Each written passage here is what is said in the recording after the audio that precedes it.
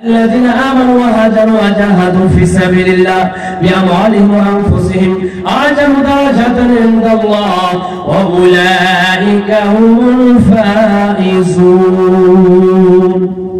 যারা আল্লাহকে ভয় করে নিজের গৃহকে ত্যাগ করবেন, বাড়িতে থাকলে চলবে না, ঘরে বসে থাকলে চলবে না, বিবির সাথে এক বিছানায় সারা জীবন আরাম করবা, আর আমার আল্লাহ তোমার উপরে রাজি হয়ে যাবে। জান্নাত কি এত মগের মূল্য, আল্লাহ আর মহব্বত কি এত মগের মূল্য। সারাটা জীবন সন্তান বিবিকে নিয়ে আরামের বিছানায় ঘুম পারবা, আমার আল্লাহ তোমাকে বড় জান্নাতের মালিক বানায়া দিবে। এটা কি কখনো হতে পারে বাবা? কখনো হতে পারে না।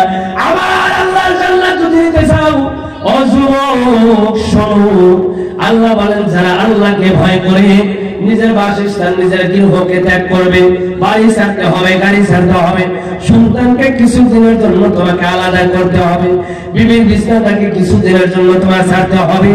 ও ভাই, বিআমওয়ালিহিম ওয়া আনফুসিহিম, জান ও মাল নিয়ে আল্লাহর রাস্তায় জিহাদ করতে হবে, আল্লাহর রাস্তায় চলে যেতে হবে। 4 মাসের জন্য, 1 সালের জন্য বা 40 দিনের জন্য যদি যেতে পারো, কি হবে কি হবে বলো? আযাম দারাজাতান ইনদাল্লাহ, আল্লাহ তোমার দরজা, আল্লাহ তোমার সম্মান, সাহাবাওয়ালা মর্যাদা আল্লাহ তোমাকে দান করে দিবে। সুবহানাল্লাহ। যদি ঘর বাড়ি ছাড়তে পারো, তাহলে তোমাকে দুনিয়ার মধ্যে সব থেকে দামি এবং সম্মানী করবে। ঈমান অত সহজ কথা না, ঈমান বানাইতে হলে কষ্ট করতে হবে। জান্নাত তো অত সহজ জিনিস নয়। আল্লাহ রাব্বুল আলামিন বলেন, আম হাসিবতুম আন তাদখুলুল জান্নাহ, क्या तुम गुमान करते हो জান্নাত এসে মিল जाएगा?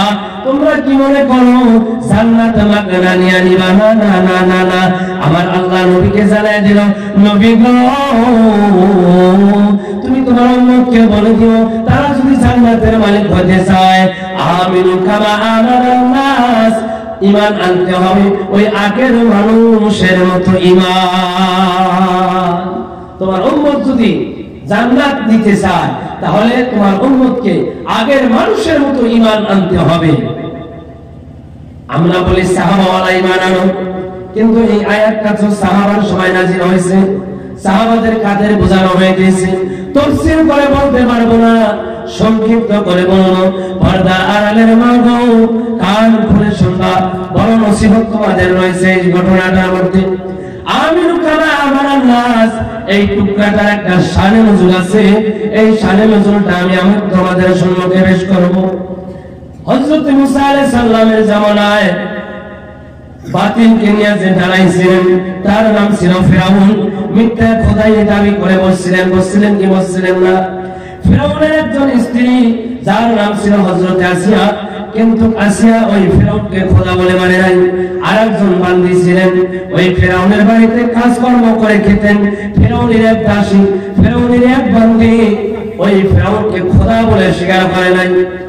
ওই ফিরাউনের বান্দী ফিরাউনের একটি মেয়েকে একটা চিরুনি দিয়ে মাথা বিল দেয়, মা বোনেরা মাথা বিল দেয় কি দেয় না? ওই বান্দীটা হঠাৎ একদিন ফিরাউনের একটা মেয়ের মাথার মধ্যে মাথা বিল দিতে দিতে চিরুনিটা হাত থেকে মাটির মধ্যে পড়ে যায়। ওই বান্দীটা বিসমিল্লাহ বলে হাতের মধ্যে চিরুনিটা উঠায়া নেয়। সুবহানাল্লাহ। ফিরাউনের মেয়ে আরবি ভাষা বুঝতো, তারা তো আরবি বলে, এই বান্দীরা বিসমিল্লাহর অর্থ কি? বিসমিল্লাহর অর্থ হলো এক আল্লাহর নামে শুরু করা। তাহলে তুমি কি আমার বাবা ফিরাউনকে খোদা বলে মানো না? বলে না না না, আমি তো তোমার বাবাকে খোদা বলে মানি না। এই বান্দী, তুমি তাহলে কাকে খোদা বলে মানো? বলে আমাকে তোমাকে সাতবক আসমান জমিনকে যিনি সৃষ্টি করেছে তিনি হলো মুসার খোদা, সেই আল্লাহকে আমি আল্লাহ বলে মানি।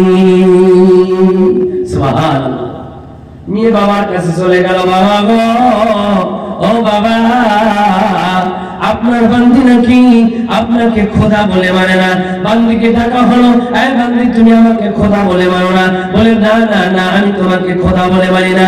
কেন আমাকে মানো না? বলে তোমাকে যিনি সৃষ্টি করেছে এই সাত তলক আসমান জমিন এবং আমাকে যিনি সৃষ্টি করেছে সেই খোদা মহান আল্লাহ রাব্বুল আলামিন, তাকে আমি একমাত্র খোদা বলে মানি। ফিরআউন বলল, মানলে তুমি যদি আমাকে খোদা বলে না মানো, পরিণতি কি হতে পারে তুমি কি জানো? আমি তো বাদশা, আমি তো খোদা, যা ইচ্ছা আমি তাই করতে পারি, পারে কি পারে না বাবা? ফিরআউন বলল, আমি যা ইচ্ছা তাই করতে পারি, খবরদার এখন পর্যন্ত সময় আছে, আমাকে খোদা বলে মানে নাও। বলেন, না না, আমি তোমাকে খোদা বলে মানব না। কি করবা তুমি? তার 7টি সন্তান ছিল। সংক্ষেপ করে বলবো বাবা, ভালো করে খেয়াল করবেন। ওই বান্দির 7টি সন্তান ছিল। 7টি সন্তানকে হাজির করা হলো, বিশাল একটা কড়াই আনা হলো, ওই কড়ার মধ্যে তেল ঢালা হলো, একটা চুলা জ্বালানো হলো, ওই চুলার মধ্যে বা আইসালের মধ্যে ওই কড়াইটা উঠে তেলগুলো এত গরম করা হলো, বাতের ঠেলা গুলা যেরকম বড় ওঠে ওই তেলগুলো ওই পরিমাণ বড় উঠলো। এবার বান্দিকে বলা হলো, বান্দিরা তুই যদি আমাকে খোদা বলে স্বীকার না করিস, তোর এই 7টি সন্তানকে এই ফুটন্ত গরম তেলের ভিতরে ছেড়ে ছেড়ে চিরদিনের জন্য বিদায় করে দিব। এই ঘটনাটা বলে আমি ইনশাআল্লাহ শেষ করবো বাবা। এবার বান্দি বলতেছে, এই ফিরআউন, তুমি কি আমাকে এতটাই বোকা মনে করেছো? তুমি কি আমাকে এতটাই বোকা মনে করেছো? আমি আল্লাহর প্রতি ঈমান এনে পরকালটা জান্নাতের জায়গা বানায় নিব, আর আমার সন্তানগুলো তোমাকে খোদা মেনে পরকালটা জাহান্নামে বানায় নিবে। না না না, আমি এত বোকা নয়। আমি যে খোদার প্রতি ঈমান এনেছি, আমার 7টা সন্তানকেও ওই খোদার দাওয়াত দিয়া পাক্কা মুসলমান বানাইছি। সুবহানাল্লাহ। ভালো মা যারা হয় তারা তো এই কাজগুলাই করে না, কি বলেন? এবার ওই 7টি সন্তানকে বলা হলো, এই সন্তানেরা রে, তোমরা তোমার মার কথায় গরম তেলে পড়বা না, আমি ফিরআউনের কথা মানবা? যদি আমার কথা মানো, আমার রাজপ্রাসাদে তোমার রাজপুত্রের মতো তোমাদেরকে লালন পালন করব। আর তোমার মার কথা যদি মানো, তাহলে এই গরম তেলের মধ্যে ছেড়ে ছেড়ে চিরদিনের জন্য তোমাদের বিদায় করে দিব। এবার ওই মা 7টা সন্তানের দিকে তাকায় তাকায় বলতেছে, বাবা রে, ফিরআউনের গরম তেলকে ভয় করবি না। এই গরম তেলে ছেড়ে দিলে 2টা মিনিট তাদের কষ্ট হবে, 2টা মিনিট আত্মা বের হয়ে যাবে, 2টা মিনিটে যখন আত্মাটা বের হয়ে যাবে, ও বাবা, এই 2টা মিনিট কষ্ট করার কারণে আল্লাহ রাব্বুল আলামিন তোমাদেরকে চিরকালের জন্য শান্তি সুখের ঠিকানা জান্নাত দিয়ে দিবে। সুবহানাল্লাহ। বলো বাবা, 2টা মিনিট কষ্ট করে চিরকাল জান্নাত দিবা। নাই ফিরআউনের কয়েকটা দিন রাজপুত্রের পোশাক পরে পরকালটা চিরদিনের জন্য জাহান্নামে কাটাবা। ওই সন্তান বলে, বাবা আপনি চিন্তা করবেন না, জীবন দিয়া দিব, তার উপরেও ঈমান আমরা দিব না। মার চোখের সামনে সন্তানগুলোকে গরম তেলের মধ্যে ফেলায় দেওয়া হয়েছে। যুবকরে, মার কি মায়া লাগে না? মার কি মহব্বত লাগে না? কোন মা সরে তোমার সন্তানকে তোমার চোখের সামনে কেউ বকবে, কেউ মারবে, তুমি তাকায় তাকায় দেখবা, কখনোই সহ্য করতে পারবা না। অন্য মানুষ মারা তো দূরের কথা, তোমার স্বামী তোমার সন্তানগুলোকে কামাই করে খাওয়ায়, এরপরেও যদি কোনো ভুলের কারণে বাপ সন্তানদের মারে কি মারে না? ভুলের কারণে মারে। হঠাৎ করে দেখবেন বাবার যদি সন্তানদেরকে মারে, মায়েরা আড়াল থেকে ইতিমের মতো তাকায়া তাকায়া দেখে স্বামীর বড় রাগ উঠে গেছে, এখন তো কাছে যাওয়া যাবে না। রাত্রে বেলায় যখন স্বামীর রাগটা ভেঙে যায়, স্বামীর 2টা হাত ধরে ধরে বিবি 2 চোখের পানি ফেলে ফেলে বলে, স্বামী গো, ও স্বামী, সকাল বেলায় দুপুর বেলায় একটু ভুল করার কারণে আমার সোনার টুকরা গুলাকে কত জোরে জোরে আপনি সর মারলেন। ও স্বামী, আপনি কি জানেন না আমার এই কলিজার টুকরা সন্তান গুলার জন্য আমি জীবনে কত কষ্ট করেছি? আপনি দেখেছেন 8-10টা মাস তাদেরকে পেটের মধ্যে ধারণ করে ঠিক মতো খাইতে পারি নাই, ঘুমাইতে পারি নাই। একসাথে খেতে বসতাম, মাঝে মাঝে খাওয়া বন্ধ করে বসে থাকতাম। ও ও স্বামী আপনি প্রশ্ন করতেন মিমিরে তুমি কেন খাও না, খাওয়া বন্ধ করে কেন? স্বামী শোনো গো, ওই সময় আমার কলিজার টুকরা সন্তান গুলা, ওই 8 মাসের পেটের সন্তান, আমি যখন ভাত গলা মুখের মধ্যে দিতাম, ওই সন্তানটা পেটের মধ্যে এত জোরে আমাকে লাথি মারতো, বিষের যন্ত্রণায় আমি আর ভাত গিলতে পারতাম না, খাওয়া বন্ধ হয়ে যেত। ও স্বামী, ওই সন্তানটা যখন দুনিয়া আসা শুরু হয়ে গেল, প্রসব বেদনার যন্ত্রণায় আমি সহ্য করতে না পেরে আপনার কাছে থেকে শেষ বিদায় নিলাম। আমি হয়তো আর বাঁচবো না। মা বোনদের কাছে থেকে শেষ বিদায় নাই, নানি দাদির কাছে থেকে শেষ বিদায় নাই। জমিনের মধ্যে গলা কাটা কবিতরের মতো গড়াগড়ি করে কান্নাকাটি করে। কতজনে মাথায় পানি নাই, হুঁশ নাই, হুঁশ নাই। যখন কলিজাটা ছিঁড়ে সন্তানটা ভূমিষ্ঠ হয়ে যায়, ও ভাই, মা কিন্তু বিশেষ যন্ত্রণায় বেহুশ হয়ে গেছে। ওই সন্তানটা যখনই মাটির মধ্যে পড়ে ওয়া ওয়া করে কেঁদে উঠছে, ওই কান্নার আওয়াজ যখনই মার কানের মধ্যে আসছে, মা তখনই মনে মনে ভাবে আহারে আমার সন্তানটা মাটির মধ্যে গড়াগড়ি করে কান্না করে, কেউ বুঝি কোলেও তুলে নেয় না। মা কিন্তু বিশেষ যন্ত্রণায় মাটির মধ্যে ছটফট করতেছে, নিজের খবর নাই। ওই সন্তান হয়েছে, কান্না করতেছে, ওই কান্না তার দিলে সহ্য করতে পারতেছে না। এর নামই তো মা। ওই সন্তানটা যখনই কোলের মধ্যে দেয়, মা ওই সন্তানের দিকে তাকায়া তাকায়া ওই 8-10 মাসের কষ্ট বেদনা, প্রসব বেদনার কষ্ট বেদনা, ওই হাজার হাজার লাঠির কষ্ট, সমস্ত কষ্ট ওই সন্তানের মুখ দেখে মুহূর্তে ভুলে যায়। কথা ঠিক না নাই বাবা? ওই মা আজকে সন্তানদেরকে আগুনের মধ্যে, গরম তেলের মধ্যে ফেলে দিতেছে। মার কি মায়া হইতেছে না? সন্তান গুলা যখন গরম তেলে ফেলে দিবে, বড় সন্তানটাকে উঠাইছে, ওই বড় সন্তানটাকে বলছে, এই ছেলে তোমার কি জীবনের কোন শেষ ইচ্ছা আসেনি? ওই বড় ছেলেতে বলতেছে, আমার জীবনের একটা শেষ ইচ্ছা, লা ইলাহা ইল্লাল্লাহু মুসা কালিমুল্লাহ। কলেমা পড়তে পড়তে গরম তেলে পড়লো, গরম তেলে পড়তে দিন চামড়া, মাংস, গোশত, ওই পোকরা কলিজা গোলা এক জায়গায় পুড়ে টুকরা হতে দেরি না। 7টা সন্তানকে এইভাবে ফেলাইয়া দেওয়া হইলো। এবার মাকে বলা হইলো, এই 7টা সন্তানকে ফেলাই দিলাম, পুড়ে ফেলাইলাম, তারপরে তো আর কোনো চোখে পানি নাই, তুই আমার আলহামদুলিল্লাহ বলস। আল্লাহর শুকরিয়া আদায় করে 7 বার করে আল্লাহর শুকরিয়া আদায় করলেন। বান্দি বলে, আমি কেন আল্লাহর শুকরিয়া আদায় করব না? কঠিন কিয়ামতের বিপদের সময় চতুর্দিক থেকে যখন জাহান্নামের আগুনগুলা ধাউ ধাউ ধাউ ধাউ করে আসবে, মা সন্তানকে ভুলে যাবে, সন্তান মাকে ভুলে যাবে, হাওয়া আদমকে ভুলে যাবে, আদম হাওয়াকে ভুলে যাবে, মরিয়ম ঈসাকে ভুলে যাবে, ঈসা মরিয়মকে ভুলে যাবে। ওই সময় কেউ কাউকে চিনবে না।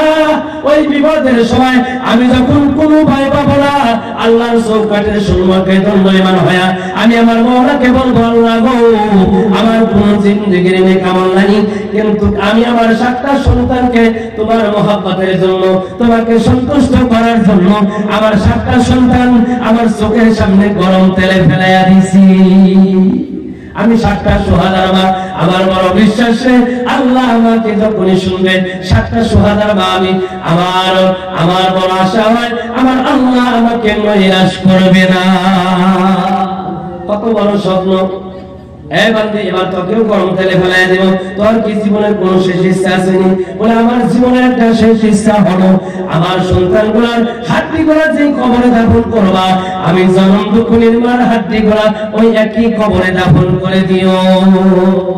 মানুষের তোর খবর নাই। বান্দিকে ফেলাই দেওয়া হইল।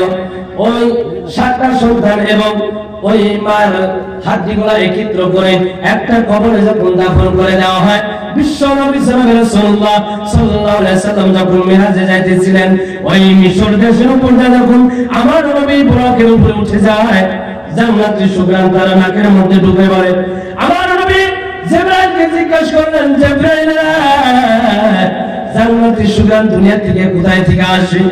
জিবরাইল বলছিল, নবী গো, আপনার আগে মুসা আলাইহিস সালাম ছিল, ওই মুসা আলাইহিস সালামের জামানায় ফিরআউন বাতিল খোদা দাবি করলো, এক বান্দি না মানার কারণে তার 7টা সন্তান সহ এবং বান্দিকে গরম তেলের মধ্যে ফেলায়া তার চামড়া গোশতগুলা শেষ করে হাড্ডিগুলা একটা কবরে দাফন করে দিয়েছে। ওই জামানায় থেকে এবং এখন পর্যন্ত এবং কিয়ামত পর্যন্ত ওই কবর থেকে আল্লাহর জান্নাতি শুকরান সারা দুনিয়ায় ছড়াইতেছে। নারায়ে তাকবীর। আমার দয়ার মাওলা রে,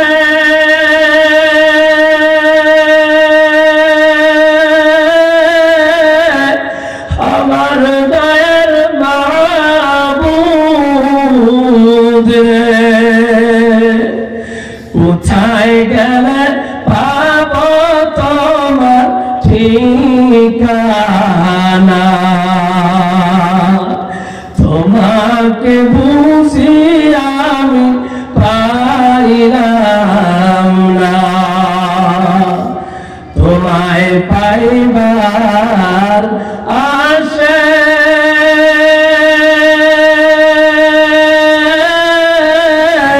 ঘুরি আমি দেশ বিদেশে, জান্নাতের ময়দানে করলাম বিছানা,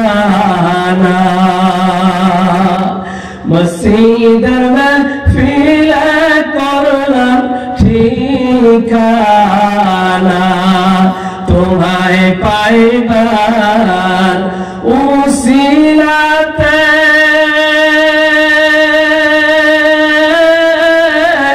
হাত দিলাম আমি পীরের হাতে,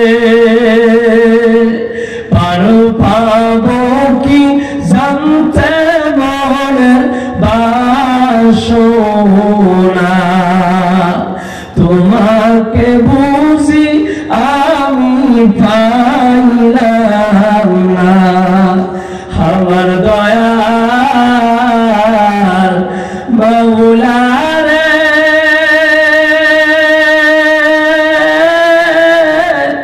আমার দয়ার মালিক রে, কোথায় গেলে পাব তোমার ঠিকানা, তোমাকে বুঝি আমি পাইলাম না, লা ইলাহা ইল্লাল্লাহ, লা ইলাহা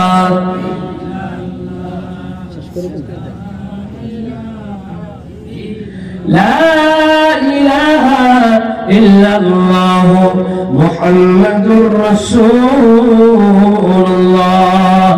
সাল্লাল্লাহু আলাইহি ওয়াসাল্লাম। যাই হোক, পর্দার আড়ালের সোনার টুকরা মা বোনেরা এবং সমগ্র যুবক ভাইরা ও মুরব্বী বাবা জানেরা, আমার যোগ করতে লাগে আধা ঘন্টা, যোগ করেই নেই, তাতেই সভাপতি চিঠি দিয়া ফেলাইছেন। তো যাই হোক, প্রতিদিনই লাসপুকার হাতে নিয়ে প্রায় কালেকশনই পয়েন্ট করি, 4 ঘন্টার নিচে হয় না, প্রায় দিনে রেগুলার। আমার নিচের রেকর্ড আছে 3 ঘন্টা, আর উপরে 4 ঘন্টা 4.5 ঘন্টা, 10টায় দেই, একবারে 2টা 3টায় শেষ করি। তো যাই হোক, মনের আবেগই ফুরাইল না, আওয়াজ কি করব। তো যাই হোক, যতটুকু আলোচনা করলাম, যদি আল্লাহ কোনোদিন নসিবে রাখে, ইনশাআল্লাহ মন খুলে যেন আল্লাহ বলার তৌফিক দেয়, এবং নিজেও কাঁদলাম না, আপনারও চোখে পানি আনতে পারলাম না।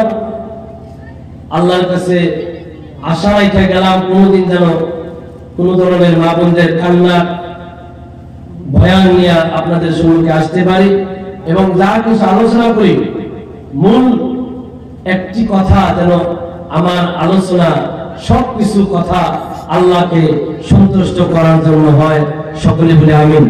তো যাই হোক, সভাপতি সাহেব বলছিলেন যদি কেউ পারেন মসজিদের হয়তো উপলক্ষে আয়োজিত মেহফিল, কোন জোর জবরদস্তি না, মা বোনদের কাছে একটি রুমাল হয়তো গেছে নাকি, যদি গেছে মা বোনেরা আপনারা যা পারেন কালেকশনই বয়ান করিও নাই, আপনাদের হয়তো মনও ফলে নাই, যদিও আল্লাহর ভয় মহব্বত ভিতরে থাকে, আল্লাহর মহব্বতে, রাসূলের মহব্বতে আল্লাহর ঘরে যতটুকু পারেন ইনশাআল্লাহ দিয়ে যাবেন। আমি আমার এতটুকু কর্তৃক আলোচনা ইতি করে ইনশাআল্লাহ আমি শেষ দিকে আনছি। সভাপতি ইনশাআল্লাহ কিছু বলার থাকলে বলবে। আমি ইনশাআল্লাহ উনি নিজেও দোয়া করতে পারে, উনি যাকে ইজাজত দেবে সেই দোয়া করবে। শেষ বক্তার পরে সভাপতির ভাষণ। মাশাআল্লাহ, আলহামদুলিল্লাহ। এক মুরব্বি বাবা যান, আপনার আব্বা আছে? ও দাদা, আপনার আব্বা আছে? না, আব্বা মা মারা গেছে। আরে নাম কি বাবা? জহর আলী। মাশাআল্লাহ, আলহামদুলিল্লাহ। আল্লাহ, ও দয়ার মালিক, মা নাই বাবা নাই, জহর আলী মা বাবার পাগল একটি সন্তান। আল্লাহ তোমার নবীর ঘরের জন্য 500 টাকা দান করে দিয়ে গেল রব্বুল আলামিন। দয়ার মালিক, এই শীতের সময় তার আব্বা মা ঠান্ডা মাটির কবরের মধ্যে, আল্লাহ না জানি কত কষ্ট আছে। দয়ার মালিক রে, আদরের সন্তান দুনিয়ার মধ্যে 500 টাকা তোমার ঘরে দান করেছে। এই দানের বরকতে তুমি তার কলিজার টুকরা আব্বা মার কবরটা জান্নাতের বাগান বানায় দাও। একটু সকলে মিলে জোরে বলি আমিন। আর কেউ আছেন নাকি দেওয়ার মতো? আমি আগেই বললাম যে আমাদের আগের বছরের মতো আমরা কোনো কালেকশন করি নেই। এই বছর 9 বছর চলল, কিন্তু এবার পর্যন্ত পরিমাণে আমরা কালেকশন করতে পারি নাই, যার জন্য আমাদের খুব একটা জুলুম হয়েছে। তো অন্যান্য বছর কালেকশন করে আমরা যেটা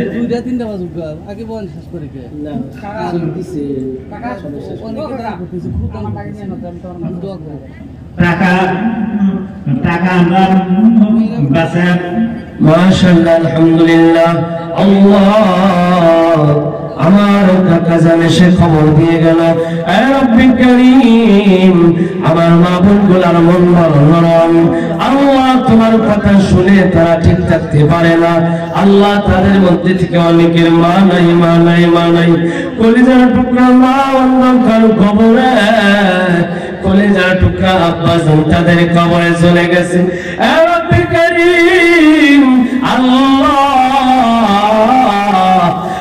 মা বাবার বড় আশিক হয়, মেয়েরা যে মাকে বড় ভালোবাসে, মেয়েরা যে বড় বাবার পাগল হয়, বাবার পাগল হয়। তোমরা বাবার পাগল কেন হয় না? তোমার বাবা মেয়েদেরকে কত ভালোবাসতো জানোনি, জানোনি, জানোনি?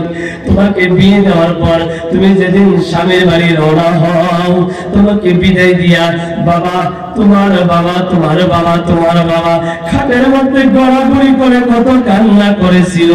আহারে, আজকে মনে হয় আমার একটা কলিজাকে আমি ছিঁড়ে দিয়ে দিলাম। তোমার বাবা, আল্লাহ, বাবা নাই, নাম কি? তোমার নাম কি? আব্দুল গফুর। আব্দুল গফুর। রব্বে কারীম, ও দয়াল আল্লাহ, কাশিম, আল্লাহ তুমি তার দান কবুল করো। আল্লাহ, আমার আরেক যুবক ভাই, আল্লাহ বাবা হারা ব্যথা, বাবা হারা কষ্ট নিয়ে আল্লাহ এখানে এসে রব্বুল আলামিন 500 টাকা দান করে দিয়ে গেল। আর বলল, হুজুর গো, আমার বাবা নাই, বাবা নাই। কেন বাবাকে মায়া করবি না রে? কেন বাবাকে মায়া করবি না?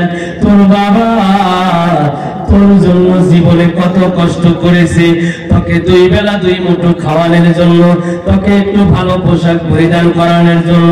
বাবা পড়ার বাড়ি চাকরের মতো, গোলামের মতো খেটে খেটে বাবা সারাদিন রোদ্রে পড়ে বৃষ্টিতে ভিজে বাবা জীবনে কত কষ্ট করি বাবা তোমাকে লালন পালন করেছে রে ভাই। ও ভাই, বাবা তোমাকে যে হাতটা ধরে তোমাকে হাঁটা শিখেছি, বাবা মাঝে মধ্যে তোমাকে বুকের মধ্যে নিয়ে গালে মুখে কত সোনা খাইছে, ওই বাবা অন্ধকার কবরে বাবার জন্য 500 টাকা দান করলা আর 2টা চোখের পানি ছেড়েছে। দোয়ার আবদার করলা রে ভাই, আল্লাহর কাছে দোয়া করি, আল্লাহ গো, আমার ভাই জানার আব্বা জানার কবরটা তুমি জান্নাতের বাগান বানায়া দাও। আল্লাহ আমার আর এক মুরব্বী বাবা যান, আল্লাহ 200 টাকা করে গেল দান, কি নিয়াতে করলো দান তুমি ভালো জানো, মনের আশা পুরা করো তুমি মেহেরবান। আল্লাহ যদি আপন মা বাবা কবরেতে থাকে জান্নাতবাসী করে দিও এই দানের উসিলাতে। ভুল বুঝেছে একজনের উপায় হুজুরি কবু উপায় বন্ধ করে দেন, কিন্তু আপনি আরেকজনে 1000 টাকা দিব, বাকি সবাই ছেড়ে দেবে। মাশাআল্লাহ, আলহামদুলিল্লাহ। আল্লাহ তোমার আরেক বান্দা বাপ মা নাই, মা নাই, বাবা নাই, মা বাবার বড় প্রভু আল্লাহ গো, যাদের মা নাই বাবা নাই তারাই তো জানে মা বাবা হারা ব্যথা কেমন। আরে যেদিন থেকে মা চলে গেল ওই দিন থেকে মার মতো কণ্ঠ আর আমি শুনতে পাই না। যুবক রে, তুমি বিদেশের জমিনে কাজ করতে যাও, ঘন্টার পর ঘন্টা বিবির সাথে ফোনে কথা কয়া সময় কাটাইয়া দাও, তোমার মা ওই তোমার বিবির কানের দিকে তাকায়া থাকে আর মনে মনে বাবা রে আমার সন্তান হয়তো ফোন করেছে, আমার সন্তান হয়তো আমাকে একটা বার মা কয়া ডাক দিবে, একটা বার আমাকে ফোনটা হাতে দিবে। না না না, ঘন্টার পর ঘন্টা বিবির সাথে কথা কয়া কাটায় যায়, কিন্তু দুঃখী মায়ের কথা একটা বার বলে না, কথা ঠিক না নাই? আজ 3টা মাস ধরে তুমি তোমার মার সাথে ফোনে কথা বলো না, কিন্তু বিবির সাথে একটা দিনও বাদ দাও না। হঠাৎ যেদিন তোমার আসার সময় হয়ে গেছে, তোমার বিবি ফোনে ফোনে বলতেছে, স্বামী গো তুমি তো বিদেশের জমিন থেকে আসতেছো, আমার জন্য দামি শাড়ি আনবা, আমার জন্য দামি দামি জিনিস নিয়ে আসবা, আমার জন্য ভালো ভালো বস্তু বাহানা নিয়ে আসবা। সন্তান বলে বাবা গো আমার জন্য দামি দামি লুঙ্গি আনবা, দামি দামি ফরক নিয়ে আসবা। শ্বশুর শাশুড়ি সুযোগ পাইলে আবদার করে বসে জামাইগোর কাছে, বলে কি বলে না বাবা, বাবাজি বিদেশ থেকে আসতেছো, একটা হাউসের বস্তু তোমার শ্বশুরের জন্য আইনো, বলে কি বলে না বাবা। কিন্তু যুবক ওই সময় তোমার মাথায় পড়ে সবাই সবকিছুর কথা বললো, কিন্তু আমার মা তো কিছু বললো না। ওই দিন তুমি বলো তোমার বিবিকে, বিবি রে ফোনটা আমার মায়ের কাছে দে, সবাই সবকিছুর আবদার ঘুরাইছে, দেখি আমার মা আমাকে কি নিতে বলে। যখনই তোমার বিবি তোমার মার হাতে ফোনটা দিয়ে দিছে, তোমার মা যখন কানের মধ্যে ফোনটা লাগাইছে, তুমি যখন একটা বার মা কইয়া ডাক দিছো, 3টা মাস ধরে তোমার মুখের মা ডাক তোমার মায়ের শোনে না। 3টা মাস পরে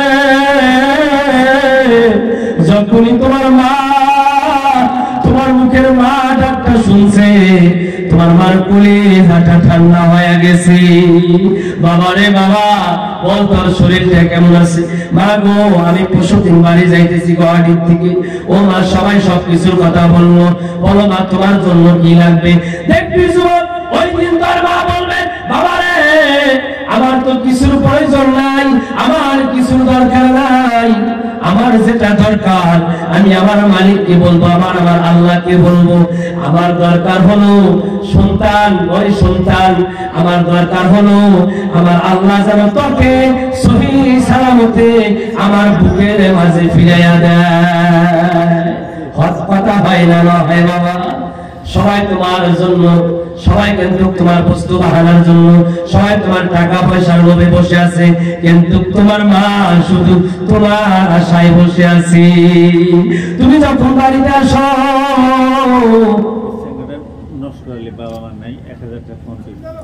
লস্কর আলী আমার মানুষজন, লস্কর ভাই তোমাকে নিয়ে আমি বুঝাই, যেদিন বাড়িতে আসো বিদেশ থেকে সবাই তোমার ব্যাগের কাছে দৌড়ায়, বিবি তোমার পকেটে হাত দিয়া টাকা গোলা বের করে, সবাই তোমার বস্তু বাহানি বাগা বাগা করে নেয়, কিন্তু শুধু মাত্র তোমার মা তোমার মুখের দিকে ফ্যান ফ্যান করে তাকায় থাকে আর বলে বাবা রে তোর মুখটা কেন এত শুকনা শুকনা হয়েছে?